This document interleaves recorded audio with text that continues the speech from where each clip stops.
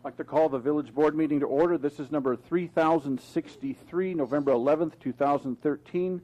Clerk, please call the roll. Abernathy?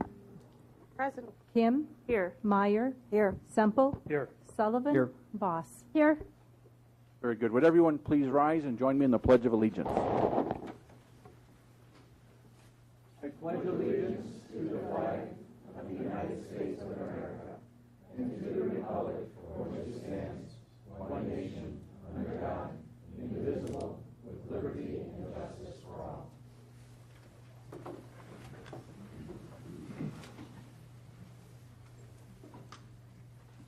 Very good. Before we get going, I'd like to just acknowledge today is Veterans Day, and just a few words about that. You know, if you're being a veteran in the military is it's quite an honor. It's an unusual job to join the military because you get lots of benefits and everything, but you sign up with the understanding that there's a little bit more of a higher probability than in civilian jobs that you could lose your life. And that's what makes it so special to us in the service of our country, that those folks are willing to do that. Do we have veterans here today that we can acknowledge? Anyone just raise your hand? Excellent.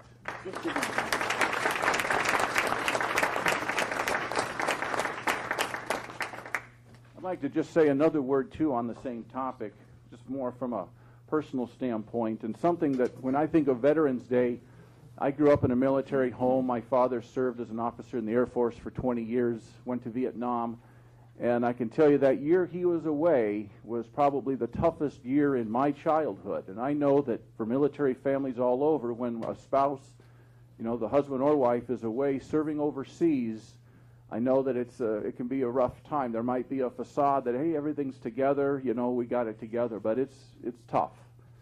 And so when I think of Veterans Day, I just, if you know any families in Mundelein where it's a single parent home because the spouse is overseas, you know, say a few extra words of encouragement, bless them somehow.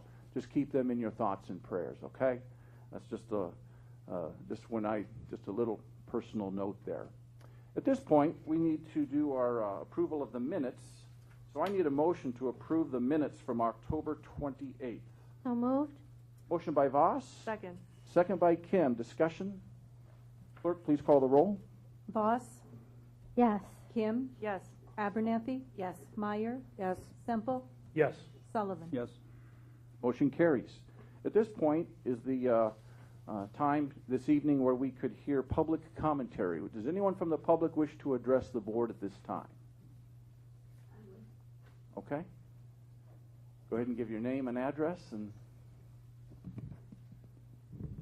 my name is Kay Dickman. I live at 307 Banbury in Mundelein in Loch Lomond, and I'm probably the luckiest person you'll ever see in your life. Tonight you're honoring a gentleman who, on the wee hours of the morning, on Halloween morning, came and banged on my door and rang my doorbell and awakened me and said, "Lady, get on your shoes and a coat and get out of your house. You've got a terrible gas leak." He was absolutely correct, and he hustled me across the street to neighbors, and they met me with the best cup of coffee I've ever had in my life. I thank the Mundelein Police Department, the fire department, and they tell me, oh, this is what we do for a living. Maybe so, but it was the most important thing that's ever happened to me, and I'm delighted that you are honoring this gentleman tonight, and I'll let you go ahead and do that. Thank you. thanks a lot, Kay. Anyone else? No? Okay, we'll close the floor, and we'll move right on to the presentations and awards, and indeed, let's go right to the first item in Exhibit 2, the Good Neighbor Award. And I won't read the whole thing. It doesn't do justice to the details that Kay just talked about. But Emmett Weedman, could you please come on up here? Mr. Weedman is the one that knocked on Kay Dickman's door at Banbury. And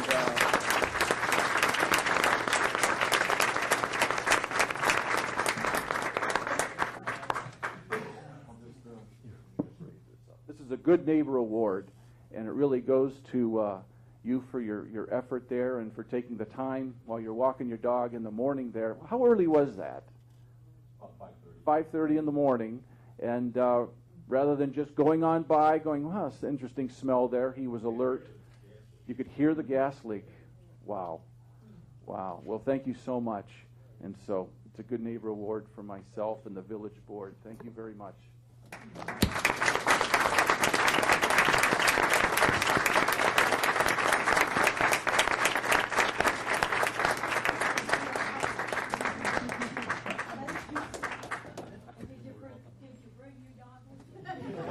Tomorrow morning.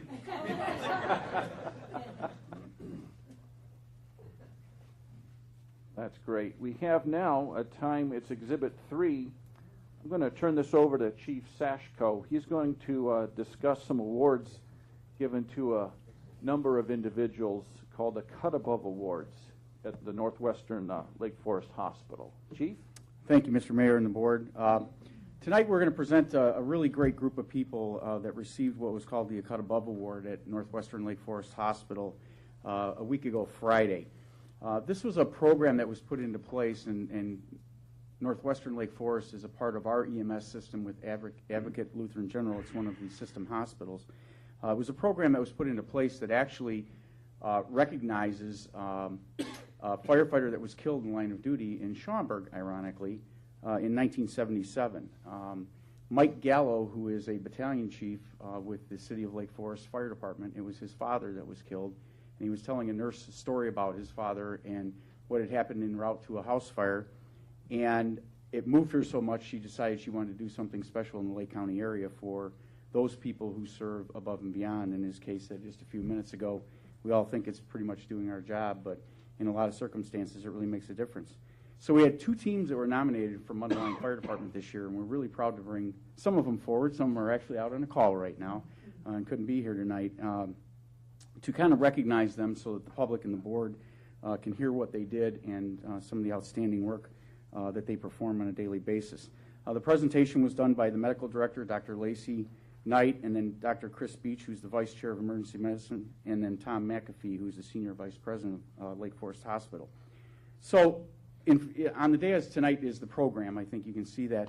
And what I thought I would do is read just very quickly what they were nominated for, and I'll have the crews kind of come up back here, those that are here.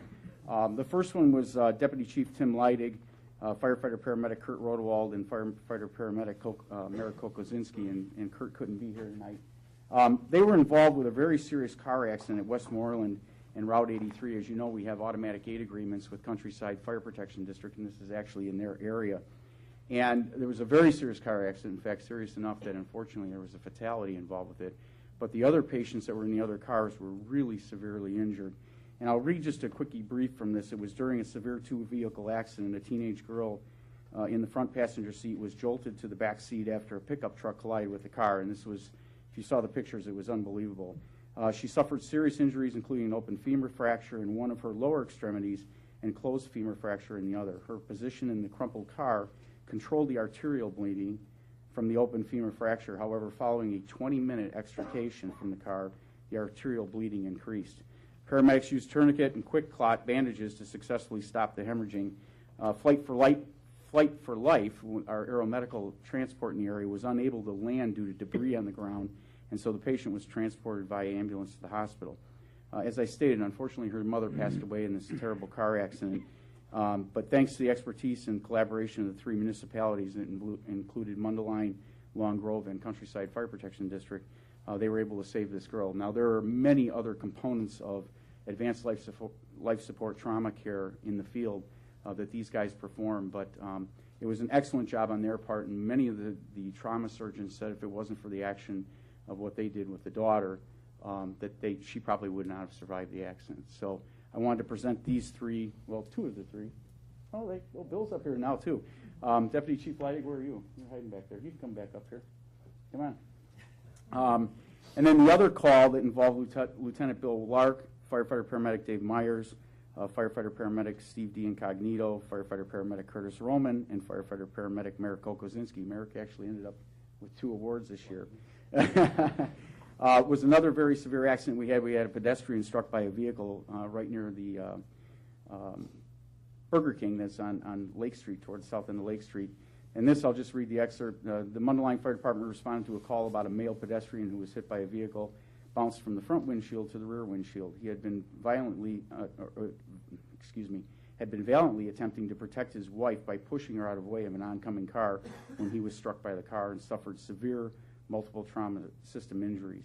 Working as a team, the firefighter paramedics were able to care for injuries that included a deformed lower back, deep chest laceration, fractured humerus, bilateral tib-fib fractures, and other trauma. They rapidly transported him to the hospital, removing him from the unstable environment. Their collaborative, timely, and efficient responses ensured that the man received the best possible care during his traumatic experience and laid the foundation for a strong recovery, and he is still in the hospital recovering.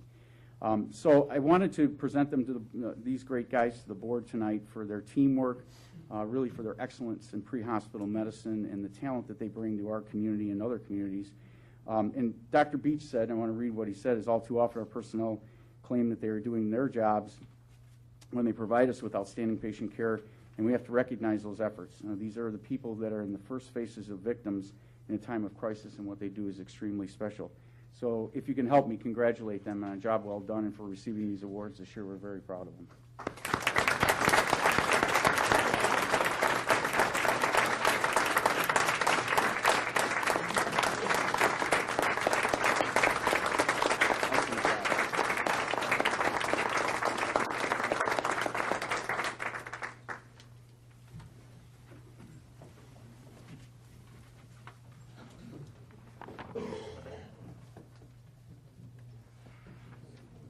Later on, we're going to hear from Chief and Trustee Semple regarding the structure fire and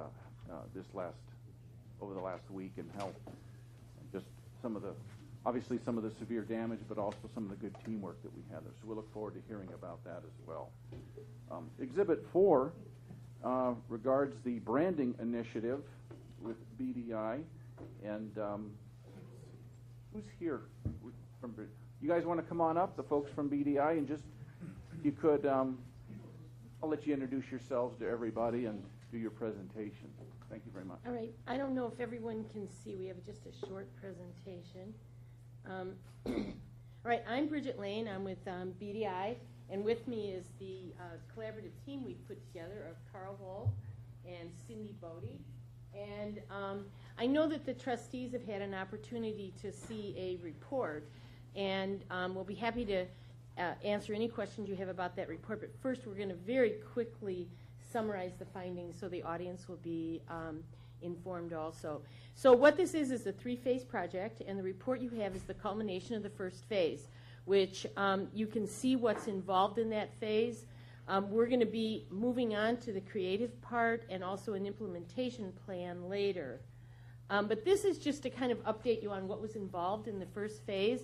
And I want to just pause a minute to really thank, we have a project steering committee, but the working group, we had 3 trustees working with us. We had Holly Kim, Trustee Ed Sullivan, and Dawn Abernethy working with us, and they were invaluable, as well as the rest of the project team, which a number of the members are here. Just raise your hand, guys. This could not have been done without the help, because our goal is to make this very authentic to your community. So the insights and the input of this working committee were very much part of this process. So we completed 20 interviews. We had 1,436 survey responses, which I hope everybody in this room had an opportunity to take the survey. And they were, again, very informative to the process. This working steering committee met to guide the resources in the market framework. We had 45 participants in a community open house. So and on top of that, we had people come to help us. We had a staff workshop. The steering committee met again to craft the brand promise that we're going to talk about today, and unanimously endorsed it at their meeting. And then you have the memo that documents this. So without any further, I want to introduce Carl, who's going to be handling the next section, right? Yep, that's very good. Good evening. I'm Carl Wolf, founder and principal of Wolf Group, and make that taller. There you go. I am responsible for the brand positioning, along with Bridget and Cindy Bodie, who's here, and also the visual identity development, which is in the next phase of the project. This diagram just illustrates The three basic elements that we look at in developing the brand positioning statement, all of them are extremely important. Marketplace opportunities, resources, and stakeholder aspirations. And from that, where they overlap, that's where an authentic brand promise emerges. The other thing we like to remind people, since the word branding is often bandied about in different contexts, people think of it as a logo or gateway signage. Just like to remind everybody, a brand, it's most basically, is simply a promise. It's that gut feeling you get when you see the golden arches or the Starbucks mermaid. And the difference between a visual identity, which we're going to be working on next, and a branding endeavor is the difference between, you can barely see it, but there's a Raggedy Ann doll and a baby. A logo and an identity system is like the Raggedy Ann doll. It's an inanimate object that doesn't become animated until you pick it up and do something with it. Where a branding program is like a living child that needs to be nurtured in order to thrive and survive. And so we're hoping this process is not actually, when we're done, that's not the end of the process. It's actually the beginning of what we hope is an actively managed branding program on the part of the village. And the reasons why you do this, the two big reasons people ask, why do you do branding? And the best reasons I can say is it saves you time and money. If you know, for example, that you are a Galena-like community with a romantic weekend getaway for couples, you have an entirely different focus than, say, a community up by the Dells, where it's this, this sort of value family vacation. And so your strategies to support those brand positionings are entirely different, from the way you budget to the way you, to the various strategy you use to support each one. And so that's the diagram. You have your brand promise, and then when you do your planning endeavors, you develop your primary goals, and they are crafted and tailored to support your brand position. This is probably the most important slide in this little segment. Again, what we're working towards here for Mundelein is a brand position that is, in terms of a rollout, it's just going to be, it's your initial positioning. And I want to emphasize that Mundelein, like all communities, is a complex place and will evolve different extensions of the brand over time. But the important part, what we're doing here tonight and with this process, is establishing a base position. We call that, we're going to target, brand, leverage, expand. So if for the community to know that we're not just necessarily going to stop thinking about what we do next, but what we really want to do here is establish a baseline position that we can then leverage over time. And so what will that be? In many ways, that's, you all are deputized brand managers. So over time, you guys get to decide how we take what we've started with and begin to leverage it with different areas of focus. So back to this. Here are the things that we looked at. You want to do this part? Okay. Resources. We divided all the information we got through the research phase into these three different categories, and what we looked at were things that were not only strengths, but things that hopefully differentiated Mundelein from peer communities. So town and country location and character was one of the major strengths, regional access, roadway and train connections, a diverse mix of high-quality commercial, industrial, residential buildings, choice of quality public and private schools, especially attractive parks and facilities are outstanding. The festivals and events are working very well, and community safety is also a big resource for the community. In terms of the marketplace, Mundelein's population is the largest within Central Lake County. It's most similar to Grays Lake, Lake County, and the United States as a whole. Mundelein has more new millennial residents than other Central Lake County communities. And Bridget could put you to sleep talking about how important that particular aspect is. Mundelein offers more housing and commercial options than most Chicago regional communities. It's towards the center of Lake County geographically. It bridges the urban and rural development. If you look at a map, you can literally see that the urban edge of the greater Chicago area kind of ends just west of here. Mundelein has a transit-oriented development opportunity, which you're well aware of. And in terms of the community aspirations and all the things that Bridget mentioned, the surveys and the open house, There was the things that we distilled this down to. There's a desire to be a place where people gather and connect, desire to be progressive, vibrant, and attractive, desire to be known for high-quality events, desire to be known by a higher profile regional image. So that was the summary slide that we had. So those are all the things that we evaluated in arriving at and developing a series of brand positioning that we ran past the working group. And this is what we developed. This is where we arrived. Mundelein's breadth of choices for prospective businesses and residents makes the community a highly appealing option for both.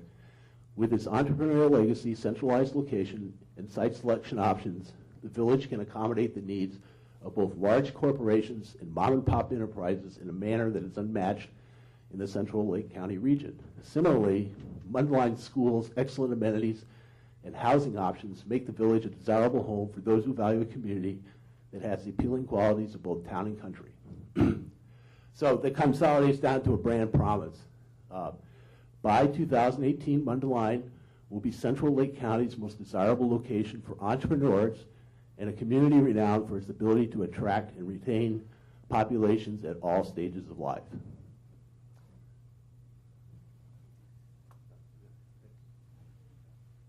So that's basically a summary of the report that's available, and we're available to answer any questions right now.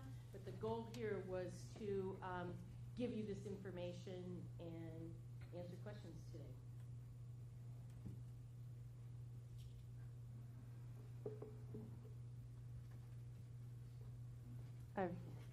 When's the next public, when the public comes over and does a workshop? Is that the next step?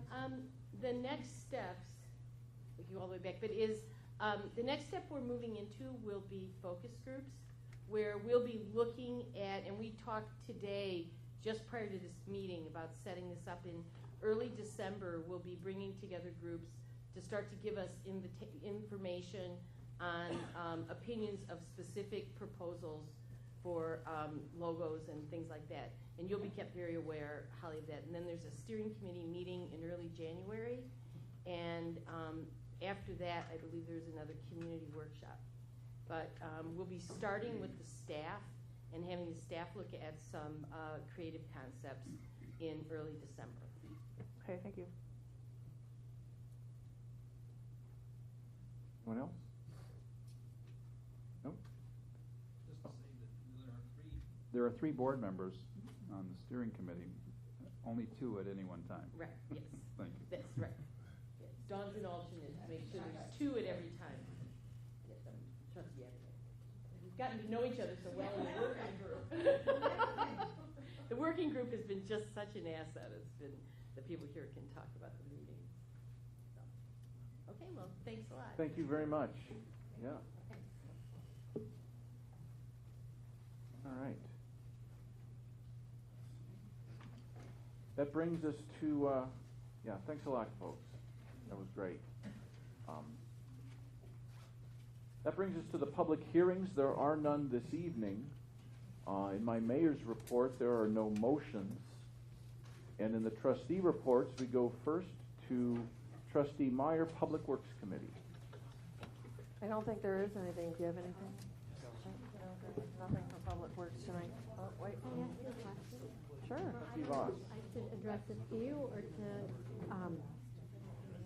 Mr. Emmerich. Or I'm just curious about how our street project is going. Are we going to finish it before the asphalt is done? With the snow, is that going to have any impact on it? Yeah, we're one of many communities that are trying to position ourselves in the paving company's schedule. But we think we have a stranglehold on that paving company just because there's so many projects in our village happening at the same time that they won't be able to leave to make their commitments. So we should see some paving going in this week. I don't know if we'll get the surface in this week, but the binder for sure, and Loch Lomond and the Cambridges.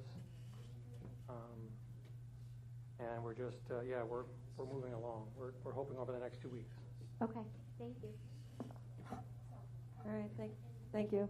Just to add one thing to that, we did get the pavers out there on Saturday to pave Archer and part of the Village Hall subdivision. I think the parking lot at the Village Hall, the new Village Hall. And I just want to take a moment to say that, there's, because of the weather, we're kind of loosening up the hours of operation. We let them come in and work an hour early on Saturday to give them as much time as possible. And we'll probably stay in that mode until we get this done. Won't be anything excessive, but an hour at this time of year helps out a lot. So we're looking at that very closely. Are we letting residents know that? Yeah, we're just, this one was not in an area that was impacted necessarily by residents, but yeah, as we move forward, we'll let them know. Thank you. All right, I don't have anything else on that tonight. Thank you. Thank you very much. Finance Committee, Trustee Sullivan. Thank you, Mr. Mayor. This evening, we have a number of motions. The first two are in regard to the acceptance by the board of the fiscal year ending firefighters and police pension fund compliance reports. I'll make this first motion to accept the 2013 firefighters pension fund compliance report. You'll see that in Exhibit Finance 1. Okay, we have a motion by Sullivan. Second? Second by Voss. Discussion?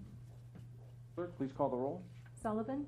Yes. Voss? Yes. Kim? Yes. Abernathy? Yes. Semple? Yes. Meyer? Yes. Second motion is a motion to accept the fiscal year ending 2013 police pension fund compliance report, and I will make the motion to accept this compliance report. Motion by Sullivan. Second. Second by Abernathy. Discussion? Clerk, please call the roll. Sullivan? Yes. Abernathy? Yes. Meyer? Yes. Kim? Yes. Voss? Yes. Semple? Yes. Motion carries. Next motion is a motion to accept the our financial staff's 6-month financial report. This is before you as Exhibit 3 under Finance. You will see the report includes revenues and expenditures for the past 4 fiscal years, and a budgeted amount, an actual amount expended, and a year-end projection for this particular fiscal year. I will make the motion to accept this report. Second. Motion by Sullivan, second by Meyer. Discussion? Clerk, please call the roll. Sullivan? Yes. Meyer? Yes. Voss? Yes. Abernathy? Yes. Semple? Yes. Kim? Yes. Motion carries. The next motion and last motion that we have under Finance this evening is one to approve the payment of bills to AT&T. These invoices total $9,416.01. I believe this is removed from the main bill list because we will have an abstention, and I'll make that motion. Second? Motion by Sullivan, second by Abernathy. Discussion? Clerk, please call the roll. Sullivan? Yes. Abernathy? Yes. Semple? Yes. Voss? Yes. Meyer? Abstain. Kim? Yes. Motion carries. This evening, finally, we have on our omnibus bill list bills totaling $1,190,957.08. Some of the major items in that list are a bill to be paid to Gewalt Hamilton for roadway engineering work, both I believe this year and next year's work, as well as Hawley Street. That amount is $103,554.46. We have an amount to be paid to the developer of Mundelein Crossing in regard to sales tax rebate, and I believe we're getting very close to being paid down the total principal on that indebtedness, but this particular payment for principal and interest is $283,492.50. We also have an amount to Amalgamated Bank for the payment of, help me, is it both principal and interest? in this particular payment. For general obligation bonds, this is a semi-annual payment, $298,772.50. So those three amounts represent a little more than one half of the total bill list. Unless anyone has a question or a concern regarding finance, that's all that I have. Thank you. Thank you, Trustee Sullivan. Next, Public Safety Committee, Trustee Semple. Yes, Mr. Mayor, we have two motions on the agenda this evening.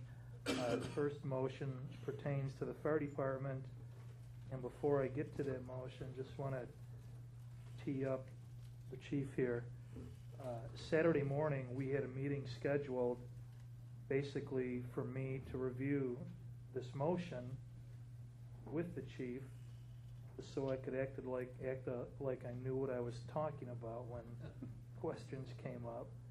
And he greeted me Saturday morning and said, did you get your email? It's Saturday morning. Sorry, Chief, I haven't responded to my email yet. Well, he told me about the little fire that took place about 6 hours earlier. And the more I've thought about this incident and what I saw after going to the site with the chief on Saturday morning, it's truly amazing what happened. And it could have been a movie script, or it could have been out of a textbook on how things are supposed to happen. And it started off at about 2 in the morning. Our police officer was doing what she does. She's covering her beat, and noticed an inordinate amount of smoke on a real windy night, and decided this didn't look right, and basically looped around to see if she could find the source of the smoke. Well, she came up to the house, knocked on the door just after the smoke alarms had gone off, so the people had working smoke detectors in their house, and the folks were at the door trying to get out of their house. The officer placed the 911 call. It wasn't even a 911 call because it was right from her radio. The Mundelein Fire Department responded very quickly, followed by our neighbors and our mutual aid, seamlessly. And after seeing the site, I observed 2 fire hydrants within 10 yards of the property that had recently been repainted and redone because Public Works keeps up on those things. When I was there with the chief in the morning, the building department showed up to inspect the site and deem it not habitable. And then before we left, some more firemen showed up to help the homeowners because there were portions of the home that are so damaged, if you step on it, the whole floor was going to collapse because of the danger that was in the building. So they were there to help move stuff and make sure the family didn't go where they weren't supposed to go. So Chief, after seeing this firsthand, I'm so proud and amazed at what happened.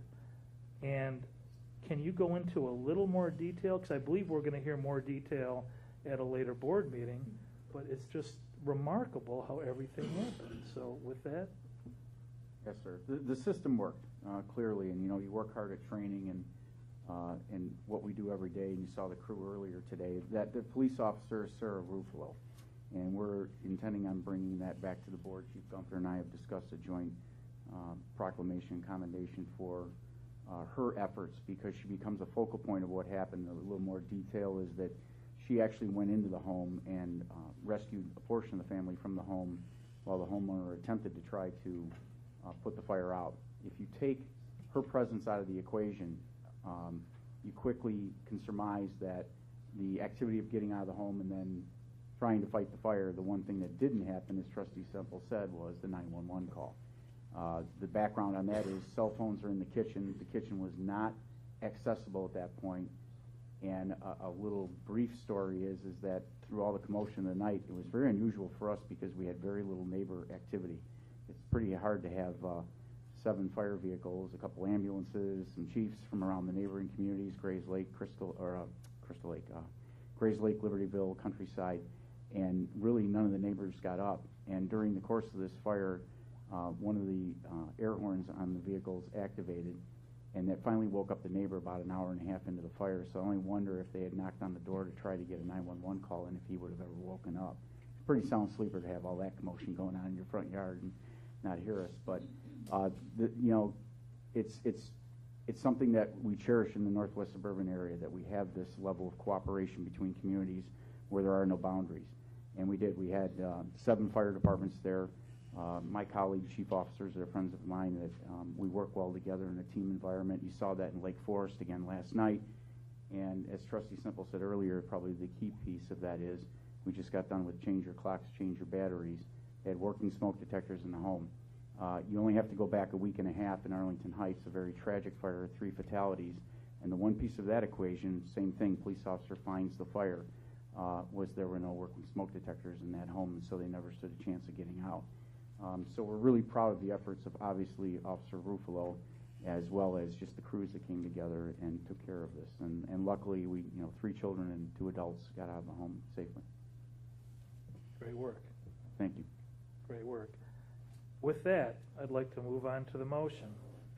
I'll go ahead and make the motion, and if anybody has questions regarding the motion, Chief Sashko has, I'm sure, answers to all your questions. You should have a packet before you with some information and some photos. With that, I'll make a motion to adopt a resolution to reject all bids for 1 fire engine / pumper and award the purchase of contract to Max Fire and Safety Equipment, Inc. of Litchfield, Illinois, in an amount not to exceed $413,139, seen as Exhibit PS-1 in your board packets this evening. Second. Chief. Motion by Semple, second by Abernathy. Discussion? Chief, I do have some questions here. The big question that came to my mind reading the rejection of the bids, what was the need for having a stainless steel cab versus aluminum? Because that seems like the big thing that added quite a bit onto the price, and the reason that we went back to and negotiated down, causing us to have the ability to reject all bids in favor of the manufacturer you selected. That was a collaborative effort with our central garage. We really value the input from our mechanics because they're the ones working on these vehicles. We get to use them, but they're the ones that have to repair them. And when you look at the longevity of a vehicle, these are 20-year vehicles. Their frontline services for 15 years, and then their reserve status is for 5 years or sometimes a little bit beyond. The vehicle that we're retiring right now, once we get the new vehicle, will be 22 years old. And we just felt with what we're seeing in the way with degradation in the vehicle bodies that the stainless steel is the best way to go. A lot of the pictures that you see that's a full aluminum body, so we wanted to go to a full stainless steel body. That's what we did with the Quint that we purchased in 2009 to try to get the most longevity out of the vehicle. So for a little bit of money up front that we spend, when you look at it amortized over 20 years, it's the most efficient way to purchase apparatus. So, Chief, the plan is we have some photos in front of us from engine 4311, which is basically a reserve apparatus at this point, and the thought is we're going to get rid of this 1992 vehicle, so it's gone longer than the 20 years we'd hoped, and our plan is to get rid of this vehicle this spring, I believe? Correct. We have a purchaser for that vehicle that has a resale value, so we plan on selling that outright in the spring. So now what happens? We place this order tonight. How much of it are we actually paying for, and then when are we going to get the vehicle? In discussing this with Mr. Lebedo, we elected to take advantage of the discounts that we have for the deposit, basically, on the chassis. And we look at probably a delivery, we're guessing, about July Oh, 8 months, yeah, so somewhere around July, maybe just a little bit toward the end of July. And the thought is we'll get 20 years out of this vehicle too. Yes, sir, we will. We should. These are very similar in design. And this actually, the vehicle that we're taking out of service right now is a lighter duty style, and this is a medium to heavy duty, so we will get 20 years out of the vehicle. And the apparatus we're getting, what purpose will it serve? What type of calls will it respond to? Is it would it have been there Friday night? Friday night, correct. An initial response vehicle? Response vehicle we rotate our vehicles. That's how you get that 15 and 5 cycle out of them.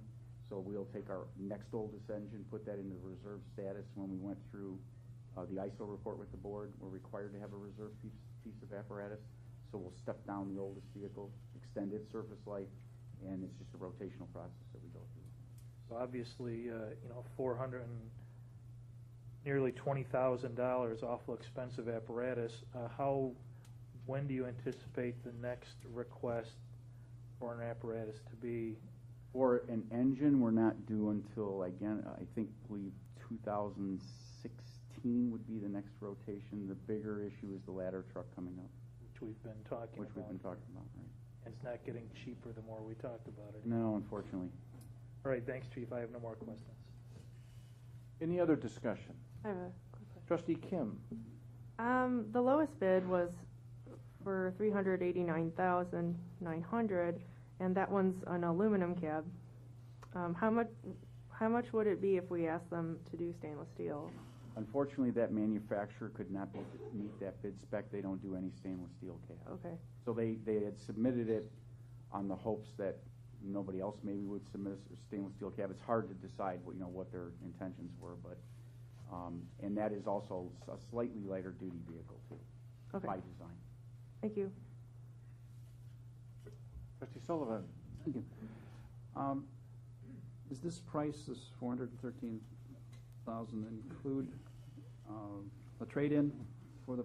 No, the outright sale of 4311 is $14,500. We have that in contract right now. That is not included in that final sale price. So the actual in my memorandum to Net amount is $14,000 less. Right. So it's $14,500 less than what. But we have a contract with. Yes. With a manufacturer of the. Right. What do they do with those trucks? They typically will do some rehabilitation to them and then put them back out in the market in more of a rural setting. We're also seeing a lot of these fleets move out of the country. There's a lot going into Mexico. There are some going, I've had some even go overseas. Mm-hmm. Seen some of them in. Besides a reliability factor, I assume that the maintenance costs and requirements have begun to accelerate substantially. In fact, the one major issue, and it's very hard to depict in the pictures because it's internal, the actual water tank, and I was explaining to Trustee Semple, at the fire Friday night, we had to go off of tank water immediately because of we had 35-mile-an-hour plus winds. We had to have instant water, and it takes time to actually make a hydrant and have that connection and to have a positive water supply established. So one of the things with this vehicle now, the old vehicle, is the tank is rotting out on it.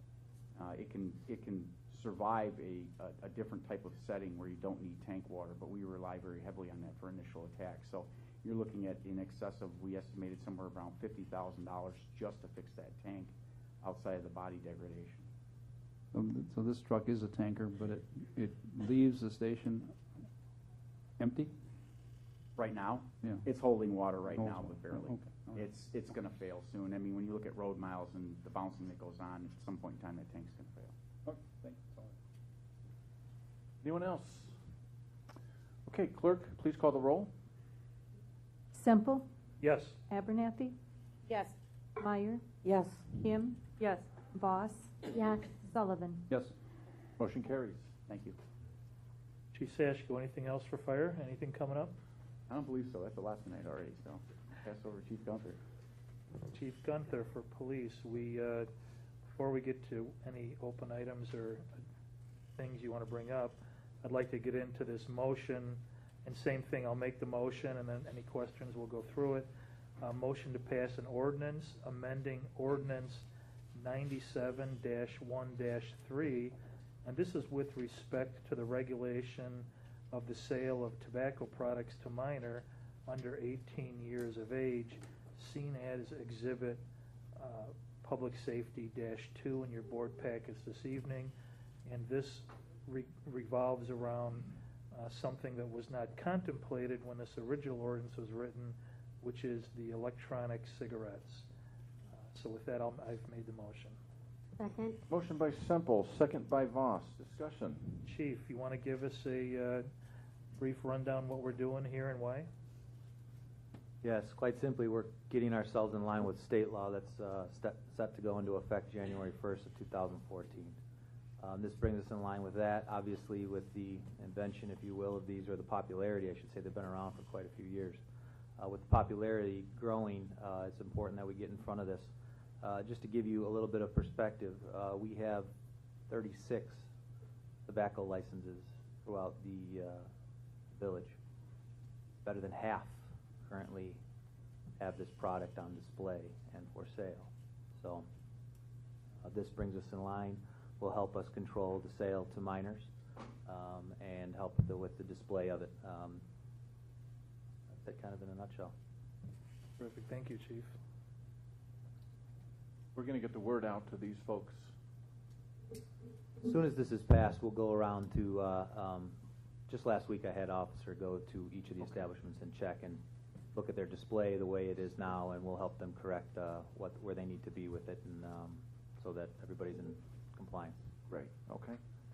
Trustee Meyer? Yeah, I just wanted to point out that while most of these products have nicotine and other aspects, or chemicals and that there are some products that are 100% free of nicotine, ash, tar, charcoal, and smoke.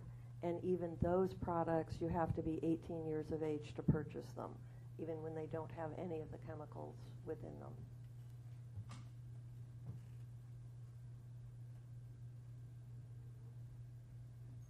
Okay. Anyone else? Okay. Clerk, please call the roll. Semple? Yes. Voss? Yes. Sullivan? Kim? Yes. Abernathy? Yes. Meyer? Yes. Motion carries. Chief, anything else for police? And by the way, again, congratulations on your department's role in the incident Friday night. Very well, just amazing. Thank you. I think if you talked with Sarah too, she'd tell you that she was just doing her job. Just two small things. We have our first Hispanic Police Academy graduation on the 21st. Very successful. 27 continuing participants of that group. In fact, they made a special request asking if they could just continue with the weekly meetings going forward. So we're going to have to try to work something out, because I'm afraid that would be a little bit manpower intensive. So that's the 21st, and then our Senior Academy graduation is the Tuesday before that, the 19th. And that's it. Thanks, Chief. Thank you, Mr. Mayor. I just have one comment on the last segment there, and that is if folks watching or anyone here tonight, if you have one takeaway this evening at all, it's check the batteries on your smoke detectors. I mean, did you hear that though? This family their lives were saved, if I read that right, and in our discussion earlier today, Chief, their lives were saved because they had operating smoke detectors, and they had more than one, I think you said, right?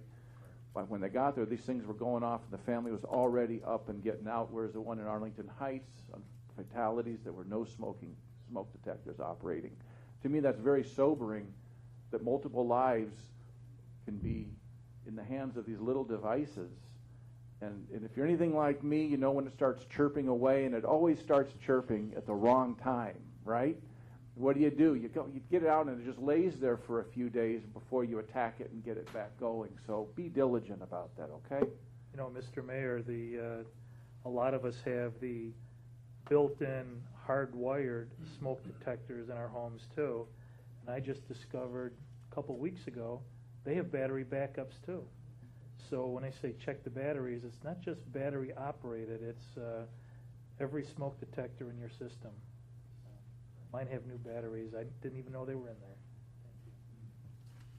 Very Mayor, if I may, they do not detect gas.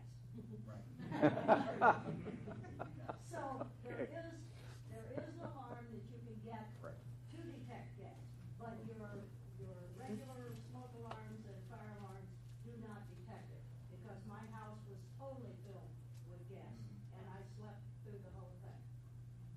That Thank is you. correct. They do make combination units on the market now that specifically detect gas. Okay, good. Trustee Voss, Community and Economic Development Committee. Thank you, Mr. Mayor. Tonight, we have a fence height variance request at 16 French Court. As you read in the report, we have a resident who started making some changes to an existing deck and replacing a fence. Didn't realize that she needed a permit, so we've placed a stop order on this. This item came before the Plan Commission and was defeated in a 4-3 vote. So it is certainly this board's discretion whether or not we want to overturn. But the first thing we need to do, regardless of, we have to take each one of these motions individually. So first, I will make a motion to accept the Planning and Zoning Commission minutes and findings of fact. Second. Motion by Voss, second by Kim. Discussion? Clerk, please call the roll. Voss? Yes. Kim? Yes. Meyer? Yes. Abernathy? Yes. Sullivan? Yes. Semple? Yes. Motion carries. Thank you. Next, we need a motion to accept the Planning and Zoning Commissioner's recommendations. We can accept them and say thank you, and then decide whether we're going to follow them or not. Okay, Second. so I will make that motion to accept the Planning and Zoning Commission's recommendations. Second. Motion by Voss, second by Abernathy. Discussion? Clerk, please call the roll. Voss? Yes. Abernathy? Yes. Kim? Yes. Meyer? Yes. Semple? Yes. Sullivan? Yes. Motion carries. Okay. Next motion is to authorize the staff to draft an ordinance granting a variation to section 20.52.040 parentheses F parentheses 3 parentheses A parentheses II of the Mundelein Municipal Code to allow a fence height not to exceed 11 feet at 16 French Court, and I will make that motion. Second. Motion by Voss, second by Abernathy. Discussion? Question? I could, sorry, go ahead. This motion is to allow the homeowner to build the fence that the homeowner has been requesting. Yes. Well, I would like to add a couple of stipulations onto this. And first of all, so people in the audience can understand, this is not an 11-foot fence. This is a fence that is 6 feet, but it's 5 feet above ground. So therefore, it appears we have to say it's an 11-foot fence. So that's the first thing. And the second stipulations would be that because we placed a stop work order on it, the fence isn't completed. So the first stipulation is that when the fence is completed, it must have solid wood on the outside.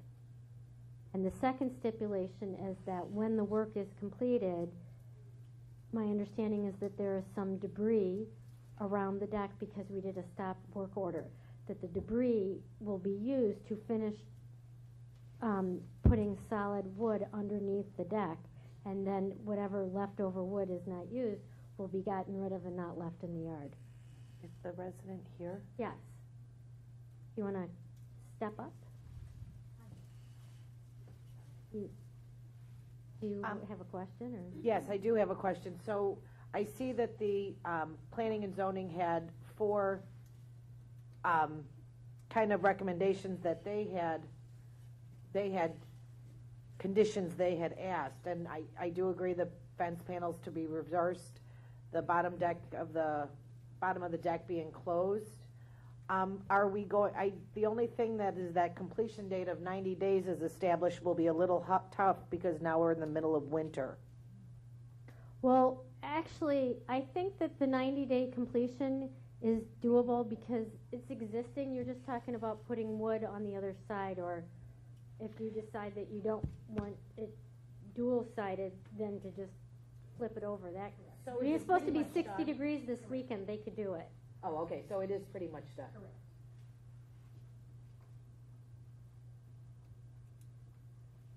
Anyone else? Okay. Clerk, please call the roll. Voss, Yes. Abernathy, Yes. Kim, Yes. Sullivan, Yes. Semple, Yes. Meyer. Yes. Motion carries. Okay.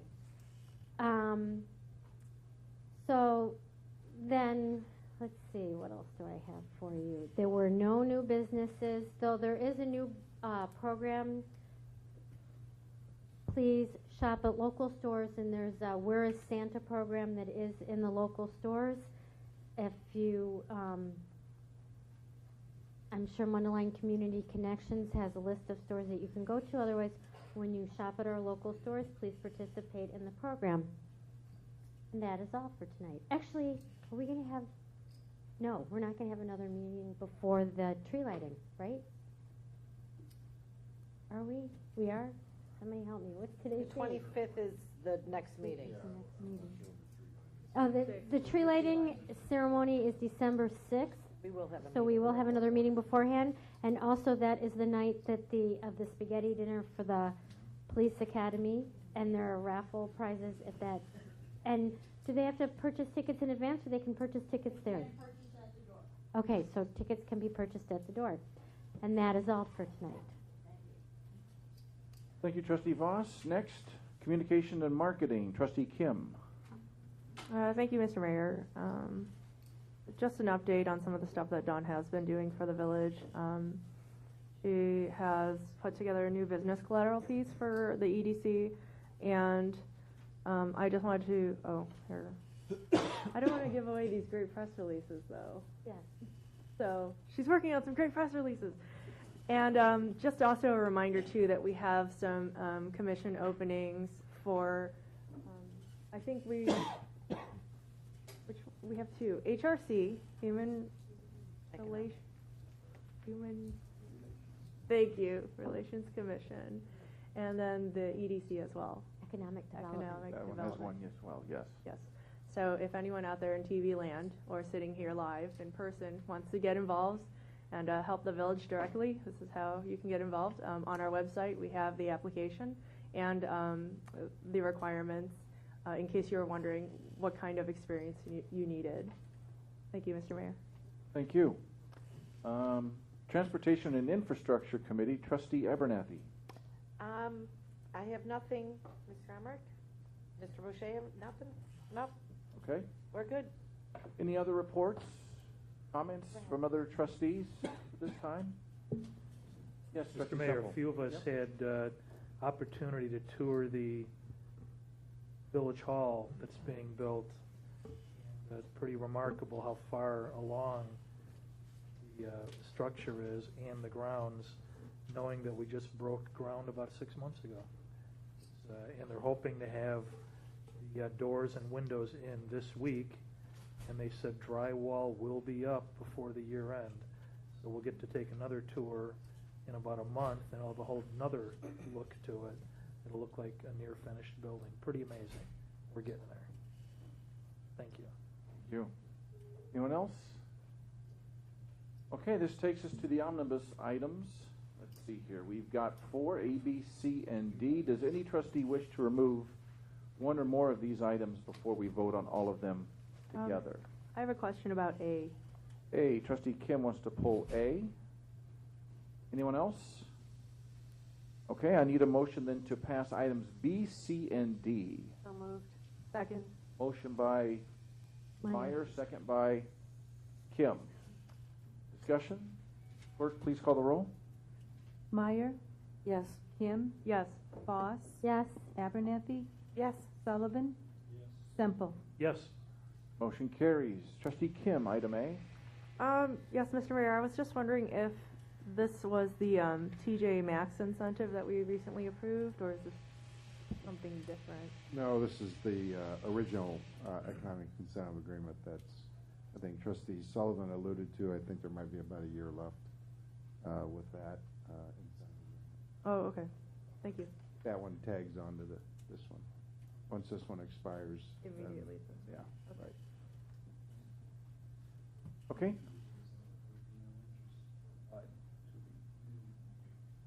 Well,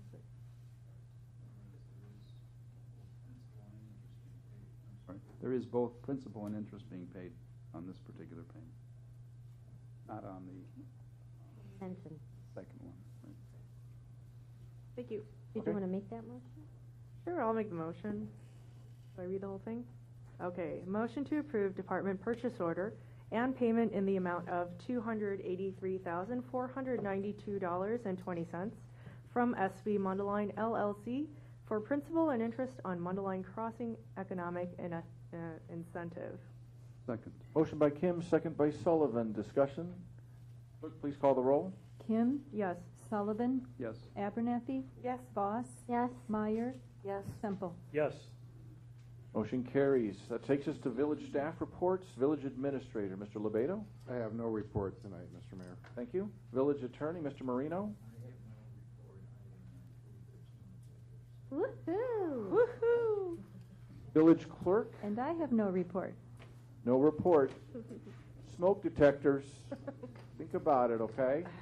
All right, I need a motion to adjourn tonight. Yep, Motion so by moved. Abernathy, Second. second by Kim. All in favor, say aye. Aye. All opposed? Thank you very much. We're adjourned.